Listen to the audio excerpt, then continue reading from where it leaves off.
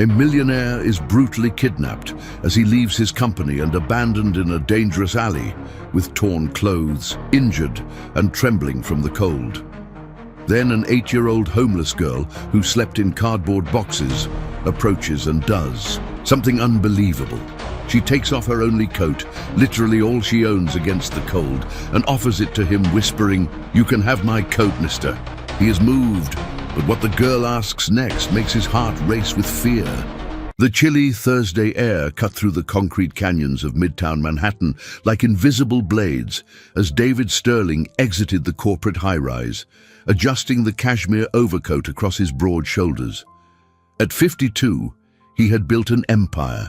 Few could imagine. But on that freezing night, something different weighed on his chest. The meeting had stretched longer than planned, and the streets of New York seemed more deserted than usual for that hour. David had always trusted the people around him too much. It was a trait his late wife, Eleanor, used to call dangerous generosity. He believed genuine kindness existed in everyone, even when facts suggested otherwise. This emotional vulnerability remained hidden behind a facade of impeccable corporate control. But those who knew him closely understood his heart was bigger than his bank account. His steps echoed solitarily on the wet asphalt when 3 figures emerged from the shadows between 2 parked cars.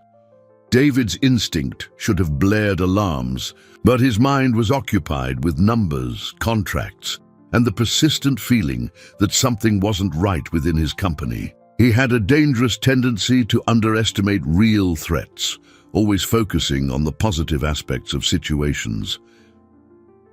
"David Sterling?" A husky voice sliced through the silence like an axe. Before he could answer or react, strong hands shoved him toward a dark van. The smell of rusted metal invaded his nostrils as the side door creaked open ominously. His heart pounded, but his mind was still processing the impossibility of the situation. Things like this didn't happen to people like him, not in a reputable business district. "Get in the van, now!" The order came with a more violent shove. The sound of distant sirens composed a soundtrack of urban dread that seemed ripped straight from his worst nightmares. David tried to scream, but his throat was as dry as parchment. His hands trembled as he was forced into the vehicle, and the door slammed shut with a definitive thud that sounded like the closing of a chapter in his life. For hours that felt like an eternity, he remained blindfolded in the back of the van, hearing fragments of conversations that didn't make complete sense. The kidnappers spoke of teaching him a lesson and showing him who's boss. But David couldn't connect their words to any enemy he might have made. His corporate mind tried to analyze the situation logically, but primitive fear had taken over his rational thoughts. The psychological intimidation was meticulous and cruel. They didn't physically harm him severely, but every word whispered in his ear was calculated to break his confidence and plant seeds of lasting terror. David, accustomed to being in control of every situation, felt utterly helpless for the first time in decades. When they finally pulled him from the van, his clothes were torn, and he had suffered some superficial injuries on his wrists where the ropes had marked his skin. The abandonment happened in a dark alley in a neighborhood he didn't even recognize, far from everything he knew and considered safe. Completely disoriented, David stumbled among piles of trash and graffitied walls. The cold seeped into his bones. Through his damaged clothes, and the shock of what he had endured left him in an almost catatonic state. Trembling uncontrollably, he tripped over a pothole in the uneven sidewalk and fell heavily to his knees, feeling a sharp pain shoot through his legs.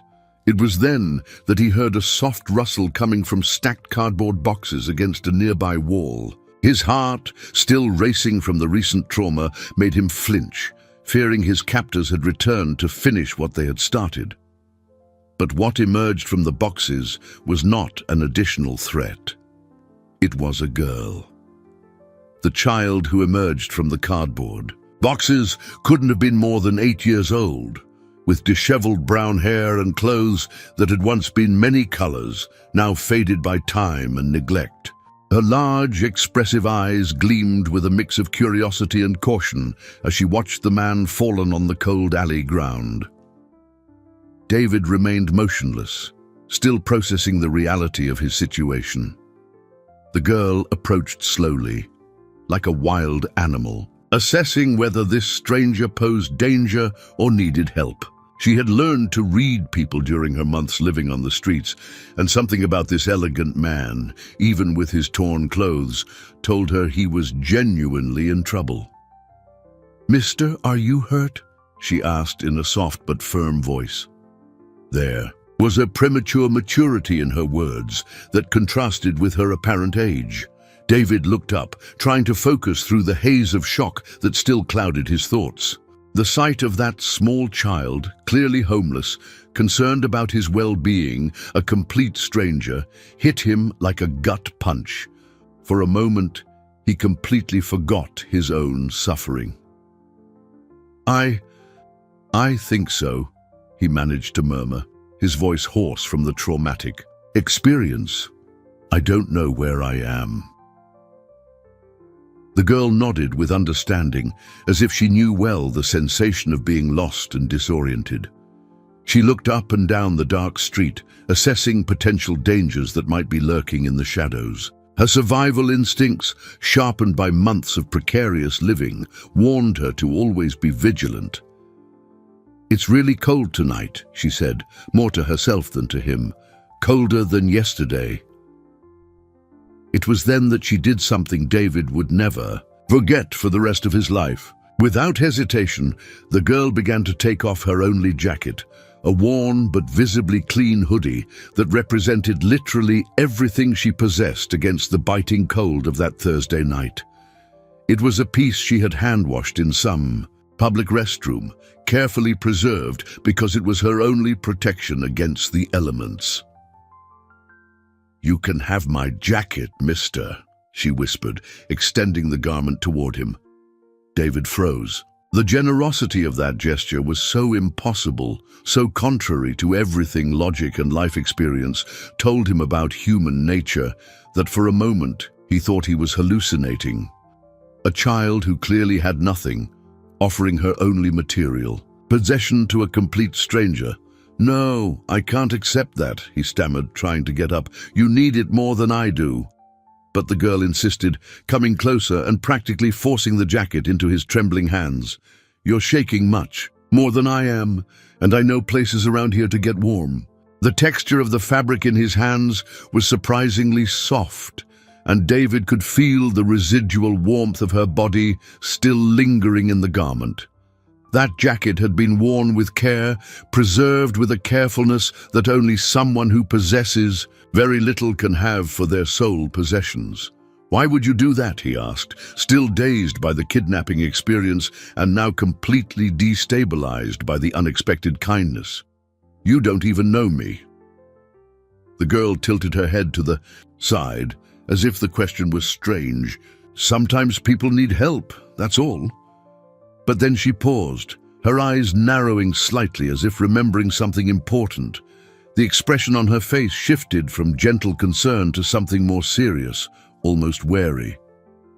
"Mister," she said, hesitantly, "is your name David by any chance?" The world stopped. The cold, the shock, even the pain in his bruised wrists, everything vanished for a moment as David processed that impossible question. How could a street child, who had clearly found him by chance in that abandoned alley, know his name? "How do you—" he began, but the words died in his dry throat. The girl took a step back, her posture becoming more defensive, as if she suddenly realized she had revealed something she shouldn't have. The silence that followed the girl's question was deafening. David felt as if the world had stopped spinning, leaving only him and that mysterious child in a universe suspended in time. The possibility that his kidnapping had not been a random crime began to take shape in his mind like a menacing shadow.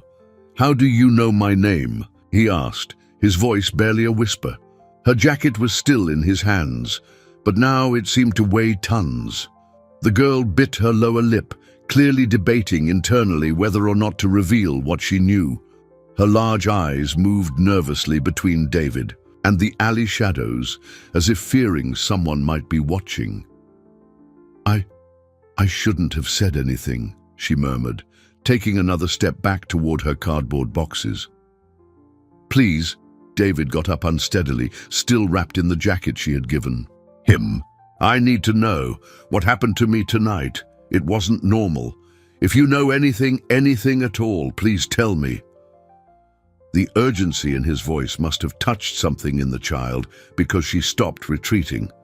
For a long moment, she studied him with those eyes that had seen far more than any 8-year-old should see.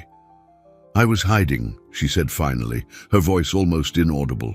Last night, very late, there were some men talking near here, near where I sometimes sleep. David felt his stomach clench. What men? Big men, with scary voices. They didn't see me because I know how to hide well. There was a subtle pride in her voice when mentioning her survival skills. But I heard them talking about you. What did they say? The question came out more desperate than David intended. The girl looked around again, making sure they were truly alone. One of them said, "Tonight, we'll get David Sterling, and he's going to learn not to mess with the wrong people." The words hit David like a lightning bolt. There was no longer any doubt. His kidnapping had been planned, specifically targeted at him. Someone wanted him to learn a lesson. But who? And about what? Are you sure they said my name? David Sterling, he insisted, part of him still hoping it was a terrible misunderstanding. I'm sure. She nodded seriously, because David Sterling sounds like a strong name, and I thought, I hope that David Sterling can get away from the bad men. The innocence with which she said it, as if she had rooted for a stranger simply because he had a good name, deeply touched David's heart. But at the same time, a cold paranoia began to infiltrate his thoughts. If the kidnapping had been planned, it meant someone close to him, someone who knew his schedule and movements, had provided information to the criminals. Did you see what these men looked like? Could you recognize them? He asked, though part of him dreaded the answer. The girl nodded. One of them had a scar here. She ran her finger across her own cheek, and another one was really tall, with a black leather coat. David memorized every detail she provided, his corporate mind already beginning to organize information and seek connections.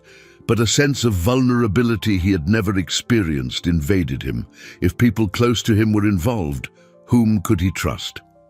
What's your name? He asked, realizing he still didn't know the name of his savior. Sophia, she answered simply.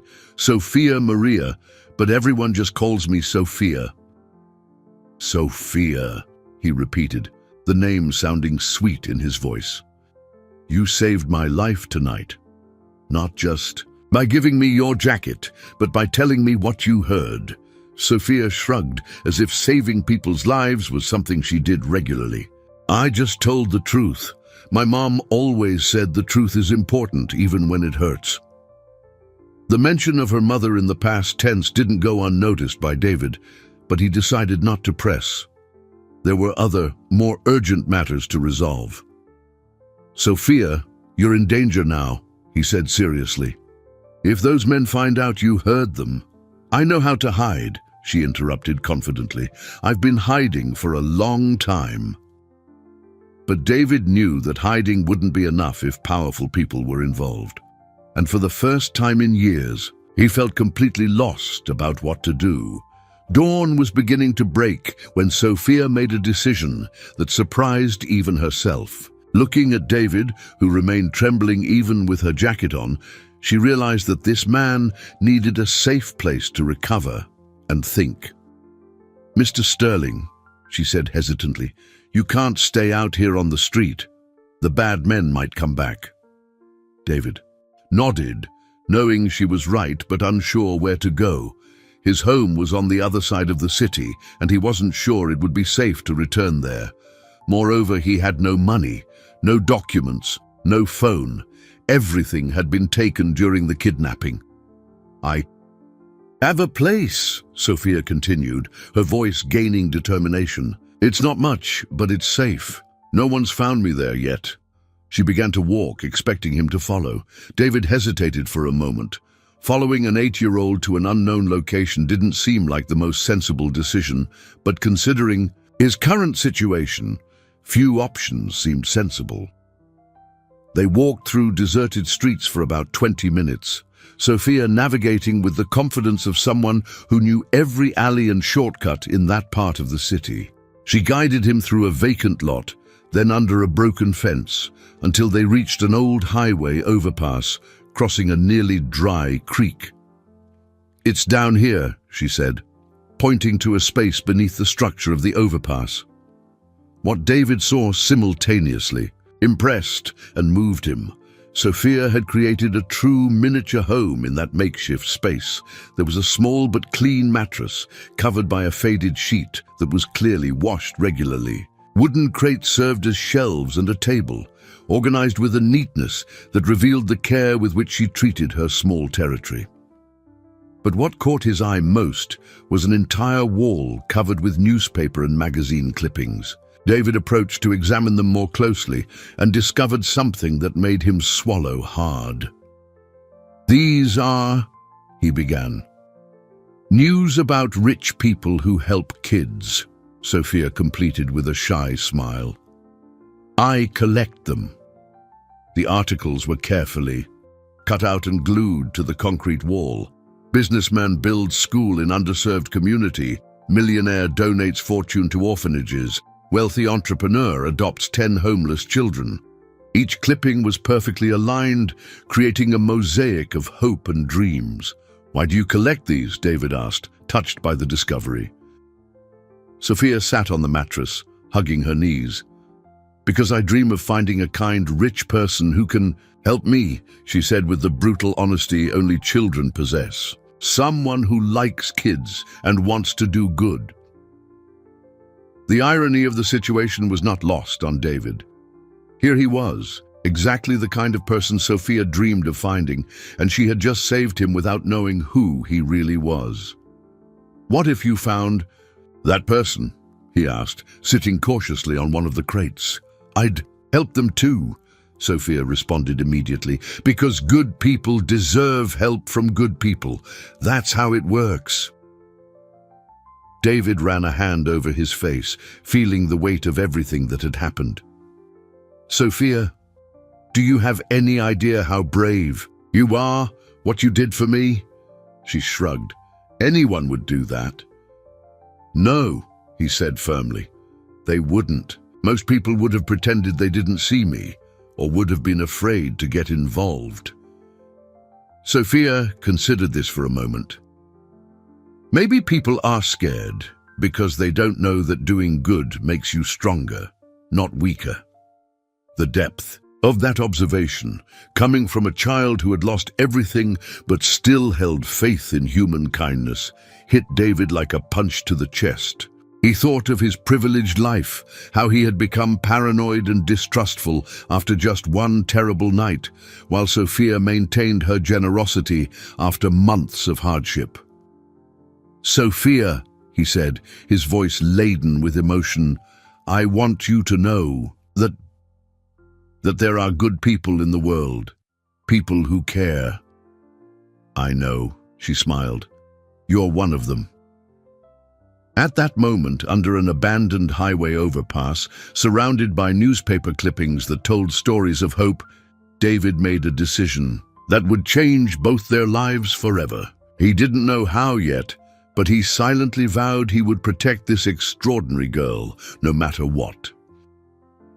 The next morning, David knew he needed to return to his company, even at risk. There was urgent business to resolve, and his sudden absence had certainly been noticed. Sophia had insisted on lending him a clean shirt she'd found at a charity thrift store. Too big for her, but it fit him perfectly under his torn blazer. "Mr. Sterling, are you sure it's safe to go back?" she asked, adjusting the collar of his shirt with the care of a daughter looking after her father. "I'm not sure of anything anymore," he admitted, "but I need to find out who did this to me. And with you helping me identify the kidnappers, maybe I can get to the culprits." When David arrived at the corporate building, using the back entrance to avoid questions about his disheveled appearance, the reception from his employees was strange. "Mr. Sterling," exclaimed Marcia, his secretary of 15 years, rising abruptly from her desk. "It's good you're back. We were worried." There was something forced in her expression of relief. David knew Marcia well enough to tell when she was nervous, and there was definitely nervousness in her eyes. "Worried about what exactly?" he asked, watching her carefully. "Well, when you didn't arrive this morning at the usual time and then didn't answer calls." She hesitated, her hands nervously fidgeting with papers on the desk. "Mr. Thorne was quite restless." Michael Thorne was his partner for 23 years, since the company's beginnings. If there was anyone David trusted absolutely, it was him. Or at least it had been until that morning, when the paranoia planted by the kidnapping began to color all his perceptions. "Michael got in early today?" David asked. "Yes, very early. He's been in his office since 6 in the morning making calls." Marcia stopped abruptly, as if realizing she had said too much. "Work calls, of course." David nodded slowly. Michael never arrived before 9 in the morning. It was a decades-long habit. "What kind of work calls at 6 in the morning, Marcia?" I don't know." He requested privacy. The secretary now completely avoided his gaze. Walking through the familiar corridors of his own company, David felt like a stranger observing his life from the outside. Every employee who greeted him seemed to be playing a role, their smiles slightly forced, their "glad you're okay" expressions sounding rehearsed. When he finally reached Michael's office, he found his partner on the phone, speaking in a low voice. Upon seeing David, Michael visibly paled before composing himself. "I have to go. We'll talk later," he said quickly into the phone, ending the call. "David, what a scare you gave us. Where have you been?" "I had some personal issues," David answered vaguely, observing every micro-expression on his 2-decade friend's face. "Issues that made me think about a lot of things." "What kind of issues?" Michael got up, rounding the desk to approach him. "Are you all right? You look different." "I'm fine," David lied. "But tell me, Michael, you made calls very early today. To whom?" The question caught Michael off guard.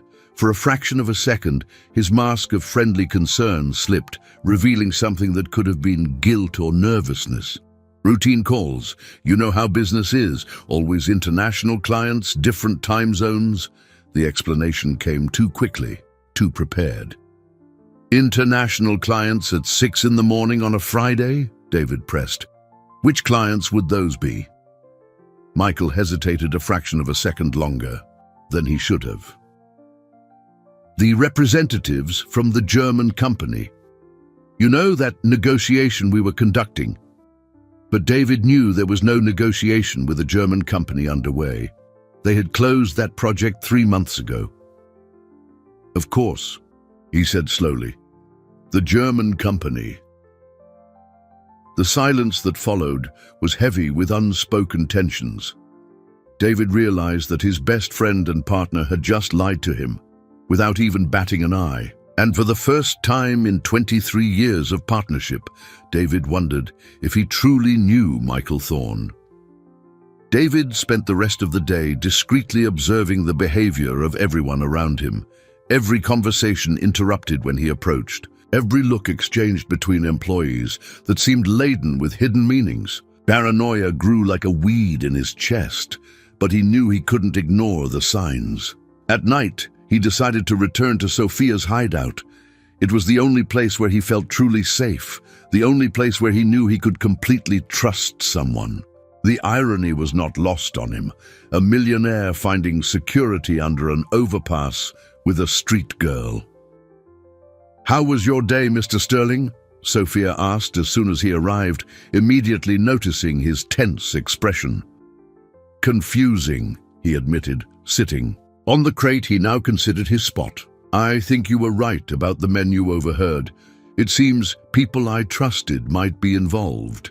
Sophia nodded seriously, as if unsurprised by adult malice. "Sometimes people pretend to be good when they're not. My mom taught me to pay attention to people's eyes, not just their words." "Your mother was wise," David said gently. "Do you want to talk about her?" Sophia's eyes filled with tears, but she held them back with an impressive strength for her age. "She died 6 months ago, a sickness the doctors couldn't cure because we didn't have money for the expensive medicine." David felt a tightening in his chest. "And your father?" "Never met him. My mom said he was a good man, but he had to leave before I was born." Sophia wiped her nose with the back of her hand. "After my mom died, there was no one left. People from Child Protective Services came, but I ran away. I was afraid of being separated from my mom's last things." She pointed to a corner of the hideout where there was a small shoebox. "Those are the only photos I have of her, and a necklace that was my grandmother's." David looked at that extraordinary girl who had lost everything but still found the strength to help a stranger. "Sophia, I want you to know that you're not alone anymore. No matter what happens, I will take care of you."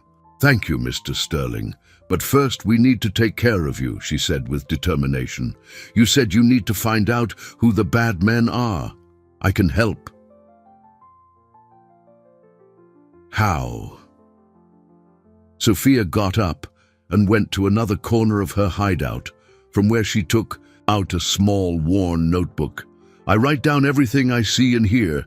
My mom taught me that information is power, and that people like us always need to be aware."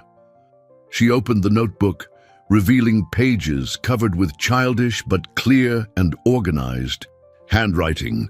"Here's everything about that night. The men, what they said, what they looked like."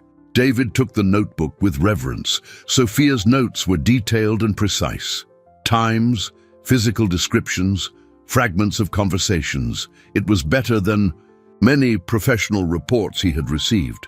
"Sophia, this is incredible," he said, genuinely impressed. "You are very intelligent." "My mom said intelligence is useless if you don't use it to help others," she replied. "And there's one more thing." Sophia turned a few pages of the notebook until she reached a drawing. It was a simple but recognizable sketch of a corporate building. After the men finished talking, I followed one of them from a distance so he wouldn't see me. "He went into this building here." David studied the drawing and felt his blood run cold. He recognized that building perfectly. It was the commercial complex where Michael had his personal office, separate from the main company. "Are you absolutely sure it was this building?" he asked, his voice almost a whisper. "Sure. I waited hidden until he left. 2 hours later, he looked pretty pleased with himself." David closed his eyes, trying to process the magnitude of the betrayal. Michael, his best friend, his partner, the person he trusted most in the world, had orchestrated his kidnapping. "Mr. Sterling, do you know this building?" Sophia asked, noticing his reaction. "I do," he replied, his voice heavy with deep sadness. "It belongs to someone I considered family." Sophia placed her small hand on his. "I'm sorry. It must hurt when people you love do bad things." David looked at that girl, wise beyond her years, who had lost everything but still found compassion to comfort him in his pain. At that moment, he knew he would do anything to protect her, even if it meant confronting his best friend. The second week after the kidnapping brought a discovery that would completely change the course of events. David had spent the last few days discreetly investigating Michael's activities, trying to understand the extent of the betrayal. But it was Sophia who made the most shocking discovery. "Mr. Sterling," she said one rainy afternoon when he arrived at the hideout with food and new clothes for her, "something very bad happened." The seriousness in her voice immediately alerted him. "What is it, Sophia? Remember that man with the scar I saw talking about you? I saw him again today." David sat down quickly. "Where?" "Near my overpass. He was with another man, and they were talking about me." Her voice became small, almost a whisper. David's blood ran cold. "What did they say?" Sophia opened her notebook to a new page where there were notes written in shaky handwriting. "They said that the girl saw too much and that the boss wants them to solve the girl problem before she talks to anyone." The words hit David like a gut punch. He had put Sophia in danger by going back to his company, by asking questions. Somehow Michael had found out there was a witness. "Sophia, are you absolutely sure about what you heard?" he asked, though he knew she would never lie about something like this. "I'm sure, and there's more." She turned the page, revealing another drawing. "They mentioned where I might be hiding. Mr. Sterling, they know about the overpass." The reality of the situation fell upon David like an avalanche. Sophia was not just in danger, she was a specific target. The same criminals who had kidnapped him were now coming after the only person who had shown him genuine kindness in his life. "We need to get out of here now," he said, standing up abruptly. "Gather your things, everything important. We can't stay here anymore." Sophia began to quickly put her belongings into the shoebox, her mother's photos, her grandmother's necklace, her precious notebook. "Where are we going?" David paused for a moment, realizing he didn't have an answer. He couldn't take her to his home. If Michael was involved, he certainly knew all his addresses. He couldn't trust any hotel, not without clean documents. And he definitely couldn't go to the police without concrete evidence against a respected businessman. I don't know," he admitted, a sense of desperation taking over. "But we'll figure it out together." It was then that Sophia did something he would never expect. She approached and held his hands with her small, firm hands. "Mr. Sterling, you saved me when you gave me hope that there are good people in the world. Now it's my turn to really save you." "Sophia, you're just a child. You can't—" "Yes, I can," she interrupted with determination. "I know things about living hidden that you don't. I know how to move through the city without being seen. I know where to find food and shelter when you don't have money. And most importantly, I know how to find out information that adults don't want us to know." David looked at that extraordinary girl and realized she was right. In 1 week, she had discovered more about the conspiracy against him than he had managed in years, being deceived by people close to him. "What do you propose?" he asked. Sophia gave a determined smile, the first truly confident smile he had seen on her. "That we turn the tables. Instead of running from the bad men, we're going to go after them. We're going to find out everything about what they're doing and why. It's too dangerous." "Mr. Sterling," she said, her voice gaining impressive maturity, "they've already decided we're enemies. We can choose to be enemies who hide or enemies who fight. I choose to fight." At that moment, under an overpass where a homeless girl had built a home with hope and determination, David made the most important decision of his life. He would no longer be the passive victim of a conspiracy. With Sophia by his side, he would become the hunter. "All right," he said, his voice firm for the first time since the kidnapping. "Let's hunt the bad men." Sophia nodded with satisfaction. "Now you're talking like someone who really wants to win." In the following 2 weeks, David and Sophia developed a routine he never could have imagined. During the day, they separated. He returned to the company, feigning normalcy while discreetly observing Michael's every move, and she used her urban invisibility skills to follow the criminals and map their activities. At night, they met in different locations across the city, never the same place twice, to share information. Sophia had proven to be a natural spy, capable of moving through the city's shadows like a ghost, observing and noting everything in her increasingly voluminous notebook. "I found out something important today," Sophia said one night, when they met in an abandoned subway station she had found. "The man with the scar met with your partner." David felt his stomach clench. "You saw them together?" "I did, and I heard part of their conversation." Sophia opened her notebook. To the most recent page, they were discussing money, a lot of money. The man with the scar said that the job wasn't complete and that he needed more payment to finish the service. "What service?" David asked, though he dreaded the answer. "To eliminate you completely," Sophia replied with the brutal honesty he had learned to expect from her. "It seems the kidnapping was just the beginning. They wanted you to disappear forever. But something went wrong."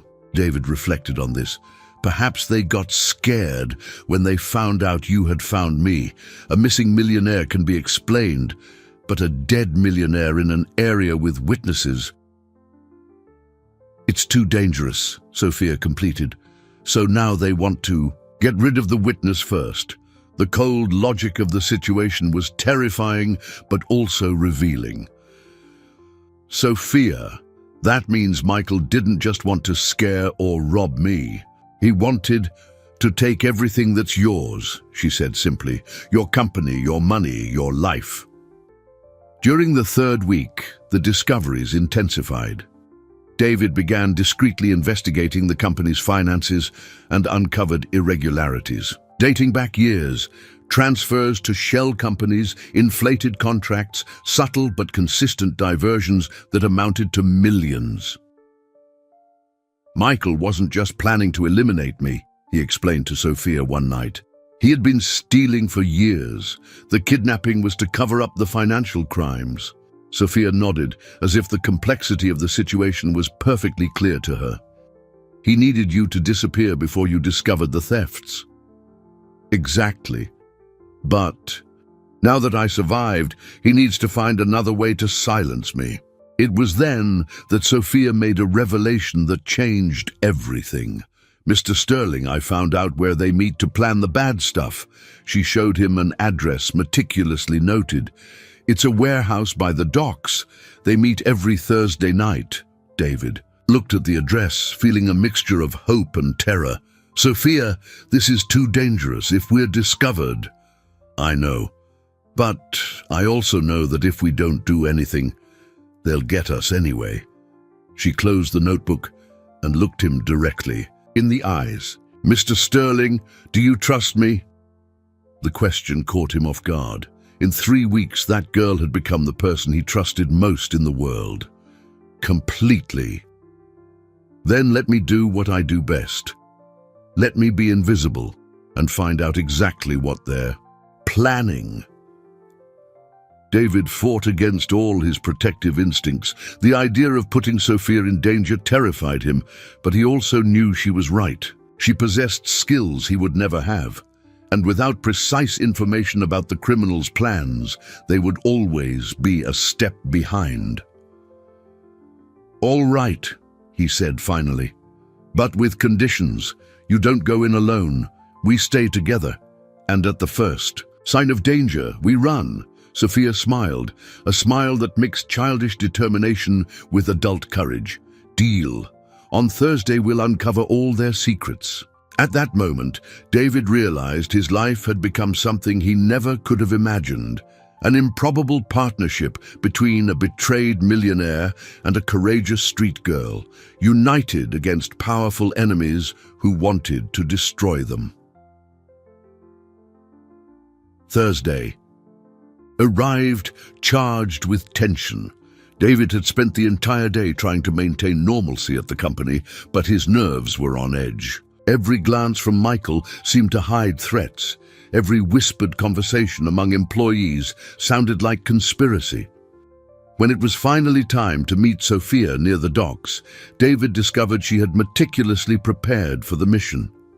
She wore dark clothes that made her almost invisible in the shadows and had tied her hair back practically. "You look like a professional spy," he commented, trying to ease his own tension with humor. "I learned that survival is a full-time profession," she replied seriously. "When you live on the street, you either get good at being invisible or you don't live very long." They approached the warehouse indicated in Sophia's notebook, moving carefully between containers and stacks of goods. The location was isolated. Perfect for meetings no one should witness. Faint lights leaked from the dirty windows of the building. "There," Sophia whispered, pointing to a high window. "If we climb that pile of boxes, we can see and hear everything without being seen." David hesitated. "Sophia, if they discover us—" "They won't," she said confidently. "Trust me." They carefully climbed to the strategic position. From there, they had a clear view of the interior of the warehouse, where 5 men were gathered around a makeshift table.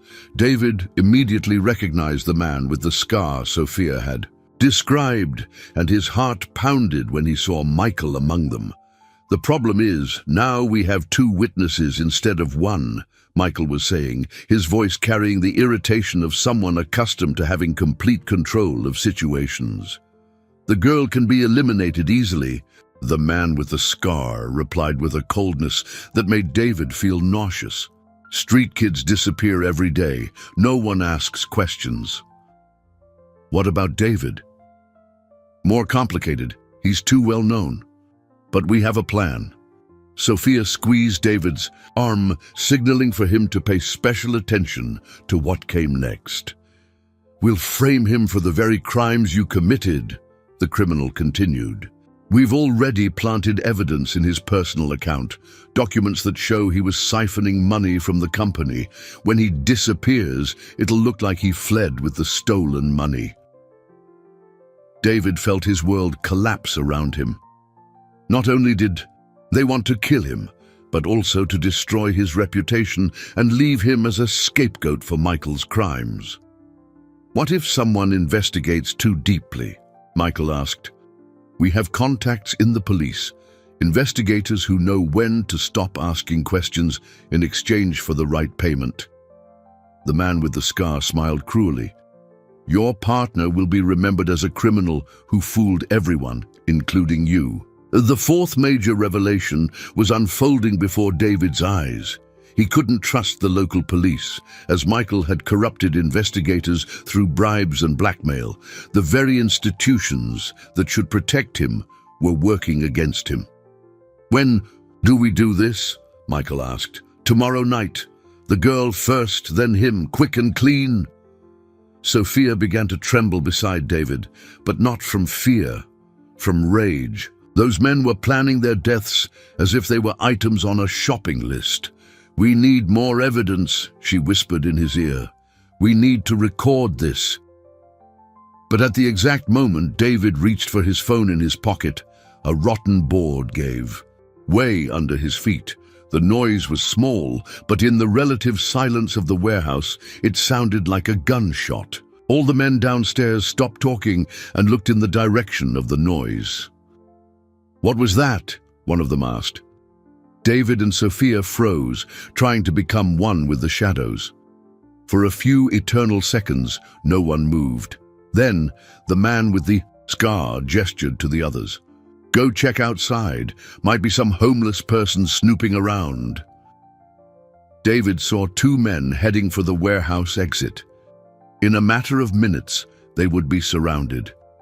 "Sophia," he whispered desperately, "we need to get out of here now." But when he turned to her, he discovered something that chilled him to the bone. Sophia was no longer by his side. In the gloom of the warehouse, he heard a childish voice, clear and defiant. "Looking for me." the terror David felt upon hearing Sophia's voice echoing inside the warehouse was unlike any fear he had ever experienced. It wasn't fear for his own life, but the absolute despair of knowing he had failed to protect the only person who truly mattered to him. Well, said the man with the scar, his voice laden with cruel satisfaction. Looks like our little witness decided to turn herself in. David crawled to the edge of the makeshift platform and saw Sophia in the center of the warehouse, surrounded by the 5 men. She looked tiny among them, but her posture was upright and defiant. Even captured, she didn't show the fear any normal child would feel. "Where's your millionaire friend?" Michael asked, approaching her. "Far from here," Sophia replied firmly. "Where you'll never find him." David immediately realized what she had done. Sophia had deliberately given herself up to give him time to escape. She was willing to sacrifice her own life to save him, just as she had done that first night in the alley when she offered her jacket. "You're brave, little girl," said the man with the scar, "but also very foolish. You have no idea what you're facing." "Yes, I do," Sophia retorted, lifting her chin. "I'm facing weak men who only know how to attack children and helpless people. My mom taught me that a coward is always a coward, no matter how many friends he brings to help." Sophia's fearless response enraged the criminals, but it also revealed something that made David's heart clench even more. In the back pocket of her pants, he could see a small part of her notebook. She had managed to keep her notes hidden. "Where are your notes about us?" Michael asked, who had also noticed the bulge in her pocket. "I burned everything," Sophia lied convincingly. "I'm not stupid enough to walk around with evidence." But David knew Sophia too well to believe that lie. She would never destroy her notebook. It was her most precious possession, her only way to make sense of the chaotic world around her. She was lying to protect the evidence they had collected together. "Frisk her," the man with the scar ordered. When they found the notebook, Sophia's expression changed for the first time. David saw tears form in her eyes, not from fear, but from frustration at having failed to protect her treasure of information. "Interesting," Michael said, flipping through the pages. "The girl knows more about our operations than we imagined." "She heard too much, saw too much," the criminal agreed. "This confirms we can't leave her alive." It was then that Sophia did something extraordinary. Looking directly to where she knew David was hiding, she blinked 3 times, a code they had developed during their weeks of partnership to indicate "execute emergency plan." David understood immediately. Sophia wanted him to flee, to survive, to find a way to expose those men even without her. She was willing to die so that justice could be served. "You can hurt me," Sophia said, her voice gaining a strength that echoed through the warehouse walls. "But you can't erase the truth, and you can't kill the goodness that exists in the world." "How dramatic," Michael scoffed. "No one will remember you, little girl. Kids like you disappear every day." "Someone will remember," Sophia replied with absolute conviction. "Good people always remember other good people, and one day you'll pay for everything you've done." David knew he had to act. He couldn't simply run away and let Sophia die, but he also knew that a hasty action would result in both their deaths. He needed to be smart, use the only advantage he had. They still didn't know exactly where he was. Silently, he began to move through the structure of the warehouse, looking for a way to create a distraction that would allow him to free Sophia. His phone had low battery, but perhaps it would be enough for one crucial call. Downstairs, Sophia continued to confront her captors with a courage that broke David's heart. "Do you know the difference between you and people like my Mr. Sterling?" she asked. You only know how to destroy. He knows how to build good things. And at that moment, David knew exactly what to do. As he moved silently through the warehouse structure, David overheard a conversation that would completely change his understanding of the entire situation. One of the criminals was talking on the phone, and his words made David's blood run cold. "Yes, we found his daughter." "No, she doesn't know yet. Are you sure her father found out about the scheme?" David stopped breathing. "Whose daughter? Whose father were they talking about?" "Yeah, I know you ordered him eliminated back then, but the girl survived." "No, she doesn't suspect anything. Thinks she's an orphan." The first major twist was revealing itself before David's eyes. Sophia wasn't just a random homeless girl. There was something much more complex in her story. "Look, Michael," the criminal continued, "are you sure you want to eliminate John's daughter? She's just a kid." John. David knew only one John who had worked for the company, John Miller, a meticulous accountant who had abruptly resigned 6 months ago, claiming family health issues. The pieces of the puzzle began to fit together terrifyingly. John had discovered the fund diversion scheme and had been silenced because of it. Michael had destroyed his family, indirectly causing the death of his sick wife who couldn't afford expensive medicine. The girl isn't just a casual witness, David whispered to himself, the magnitude of the situation hitting him like an avalanche. She's the daughter of a man who was killed for discovering the truth. Downstairs, Sophia continued to be interrogated, completely unaware that she was face to face with her father's murderers. "Your mother died of an illness, didn't she?" Michael asked with false sympathy. "How sad. I bet you didn't have money. And for expensive treatments." Sophia nodded, tears finally streaming down her face as she remembered the loss. "And your father? You said you never met him." "My mom said he was a good man, but he had to leave before I was born," Sophia repeated. The same story she had told David. "Lie," Michael said cruelly. "Your father didn't leave. Your father was John Miller, and he worked for me." The shock on Sophia's face was visible even from where David was hiding. You knew my father?" "I knew him, and I ordered him killed," Michael replied with cruel satisfaction. "He discovered things he shouldn't have discovered, just like you." The second major twist was completing. Sophia was not only the daughter of a former company employee who was silenced after discovering the corruption scheme, but her family had been destroyed by the same man who was now pursuing both of them. "I killed my father." Sophia's voice was small, broken. "I ordered it. He was a problem just like you've become." Michael approached her. "The difference is you'll meet the same end he did." David saw Sophia emotionally break down for the first time since he had met her. The strong, courageous girl who had faced life on the streets with determination finally broke upon discovering that the men who had destroyed her family were right there, in front of her. "Why?" she sobbed. "Why did you hurt my family? We never did anything wrong to anyone." "Because your father was just like you, too curious for his own good," replied the man with the scar.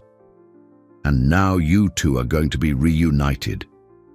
But it was then that David heard something that made him realize the situation was even worse than he imagined. Michael was on the phone again. "Yes, prepare the documents." "No, we want it to look like David discovered everything and fled with the money.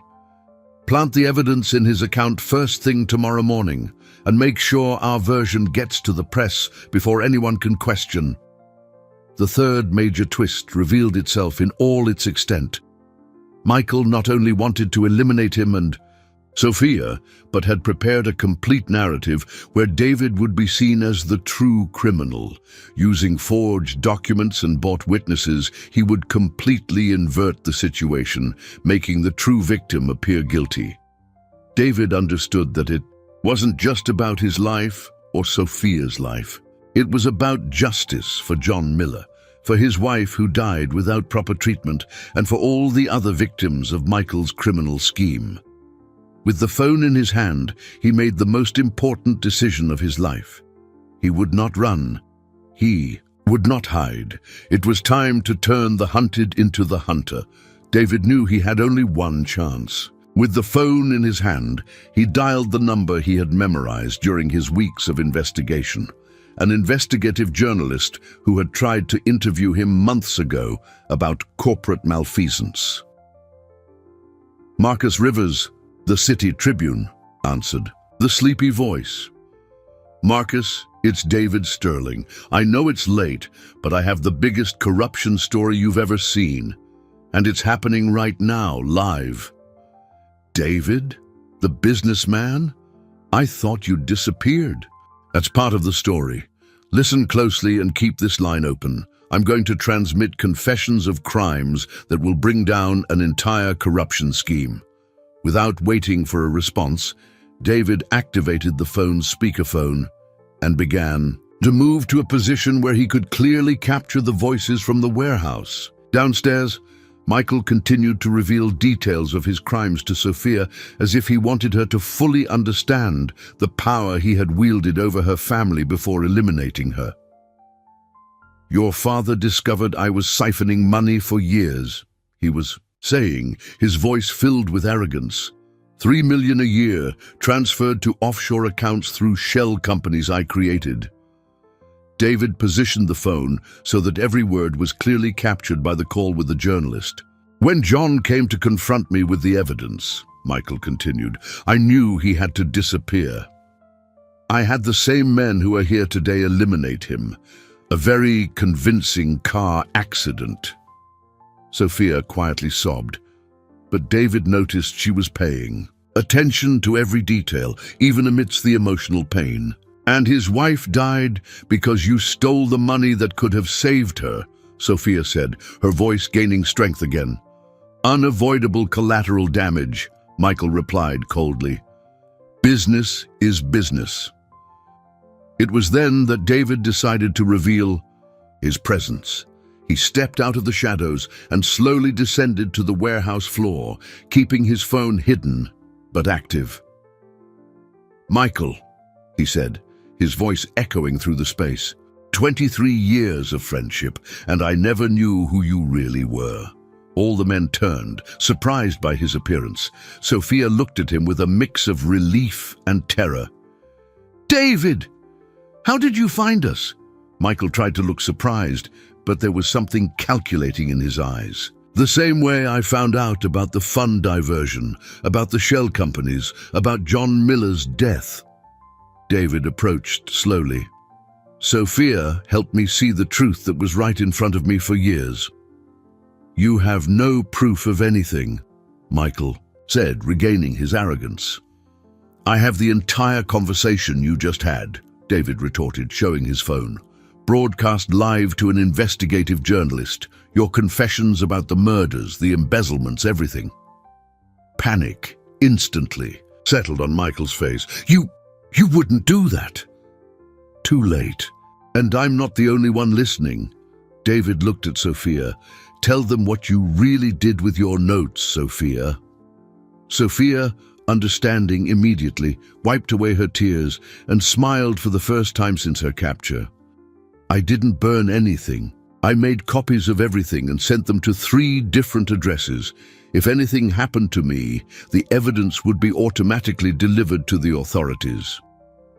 It was a lie, but a brilliant one that David immediately supported, "including to the FBI, who aren't under the influence of your local contacts," he added. "That's impossible," stammered the man with the scar. "A child wouldn't have the resources to—" "A child who lived on the streets learns to be smarter than complacent adults," Sophia said proudly. "And a child whose father was murdered learns to prepare for justice." At that moment, the sound of sirens began to approach. David had asked the journalist to contact federal authorities, and they were arriving. "It's over, Michael," David said. "You've lost." But Michael, cornered and desperate, pulled a gun. "If I go down, you're coming with me." The tension in the warehouse was at its peak as Michael pointed the gun alternately at David and Sophia. The sound of the sirens was getting closer, but still not close enough to guarantee immediate safety. "You ruined everything," Michael said, his voice trembling between rage and desperation. "Years of planning, years building this empire, and a street kid and a naive fool are going to destroy it all." "We didn't destroy anything," Sophia retorted with a courage that made David proud. "You chose to hurt innocent people. You killed my father. And now I'll finish what he left behind," Michael growled. But it was then that Sophia's cunning, developed over months of living on the streets, fully revealed itself. As she spoke, she had managed to subtly loosen the ropes binding her wrists, a skill she had learned observing street magicians during her days of panhandling.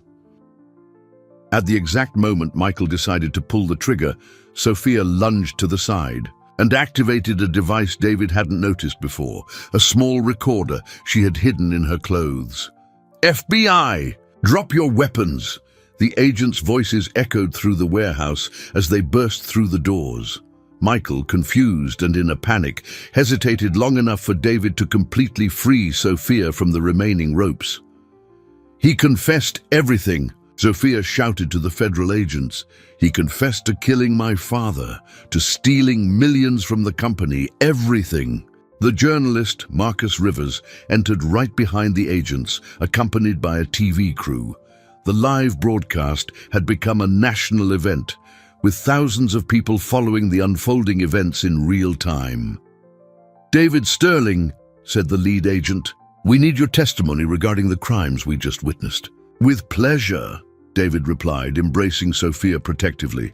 "But first, I want you to meet the real hero of this story. Sophia Miller, daughter of John Miller, a man of integrity who died defending the truth." Sophia looked at him with tears in her eyes, but for the first time they were tears of relief and gratitude, not pain. In the weeks that followed, the story dominated headlines across the nation. Michael and his accomplices were arrested, charged with murder, extortion, money laundering, and corruption. Investigations revealed that the criminal scheme extended far beyond David's company, involving politicians, other businessmen, and a network of corruption that had operated for years. David fully regained control of his company, and the diverted funds were partially recovered and used to compensate the families of the criminal scheme's victims. But the most significant change happened on a sunny Tuesday afternoon, 5 weeks after that first freezing night in the alley. "Sophia Maria Miller," the judge solemnly stated, "would you like to officially become David Sterling's daughter?" Sophia, wearing a blue dress she had specially chosen for the occasion, held David's hand firmly. "Yes, Your Honor. He saved me when I needed it most." "Actually," David gently interrupted, "she saved me, in every possible way." The judge smiled. "Therefore, by this act, I declare the adoption official. David, you are now legally Sophia's father, and Sophia, you now have a family forever." As they left the courthouse, Sophia held in one hand the jacket she had offered David that first night. He had insisted on returning it to her as a symbol of where it all began. In her other hand, she held an envelope with new photos, the new family's first official photo shoot. "Dad," Sophia said, the words sounding natural and loving, "can I tell you a secret?" "Of course, sweetheart." "That night in the alley, when I offered you my jacket, I knew you were different." "How did you know?" Sophia smiled, the same wise smile that had captivated David from day one. "Because even hurt and scared, you worried more about me than about yourself.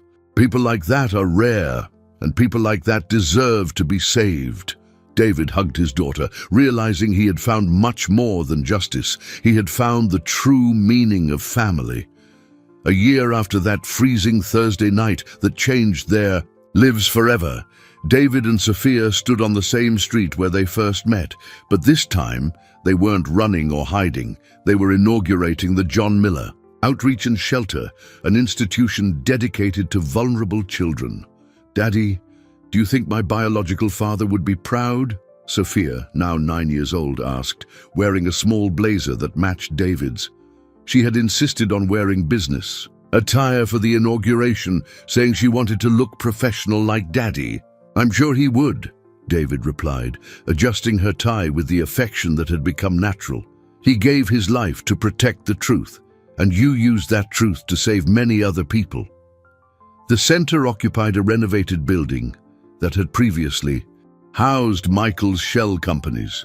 The irony of the transformation was not lost on anyone. Where a corruption scheme once operated, hope and protection now existed for the most vulnerable. Sophia had become much more than a daughter to David.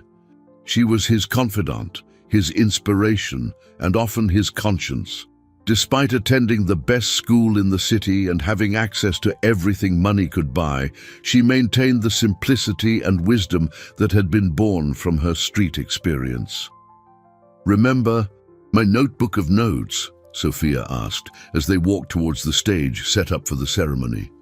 "Of course, how could I forget? It saved our lives." Now I use the same technique to teach the kids here at the center. They learn to observe, to take notes, to protect themselves. Sophia pointed to a group of children chatting animatedly near the entrance. And more importantly, they learn that information is power, but power is only useful when it's used to help. The dedication ceremony attracted hundreds of people, including officials, journalists, and most importantly, dozens of families from the local community. Marcus Rivers, the journalist who had helped expose the criminal scheme, was covering the event for a TV special on social transformation. "A year ago," David said in his inaugural speech, "I thought I knew the value of money and power, but a courageous girl taught me that true wealth lies in the courage to do what's right, even when it costs us everything." Sophia, who had insisted on speaking too, approached the microphone. Despite her young age, her presence on stage was natural and confident. "This center isn't just for homeless kids," she said, her clear voice reaching the entire audience. "It's for any child who needs to learn that they have worth, that they have rights, and that they deserve to be protected. Because every child deserves to have someone who believes in them." After the ceremony, David and Sophia paid a special visit to the place where it all began, the alley where she had offered her jacket to a stranger in despair. The location now had proper lighting and was regularly patrolled, symbolizing how places of despair can be transformed into points of hope. "You know what I like most about this whole story?" Sophia asked, swinging her legs as she sat on the small bench they had installed there as a memorial. "What?" "That it proves that heroes can be any age, any size, any background. They just need to choose to do good when the situation calls for it." David looked at his extraordinary daughter and realized she was right. The hero of the story wasn't him, with all his money and influence. It was an 8-year-old girl who had chosen to share her jacket with a stranger on a cold night. The jacket that symbolized the first act of kindness was now framed in the center's office, with a plaque that read, "Generosity is not measured by the size of the gift, but by the size of the giver's sacrifice." As they walked back home, Sophia took David's hand and said, "Dad, thank you for choosing me as your daughter." "Sophia," he replied, "you chose me first, and it was the best choice anyone has ever made for me." And so, a story that began with fear and betrayal ended with love and hope, proving that sometimes our greatest salvations come from where we least expect them.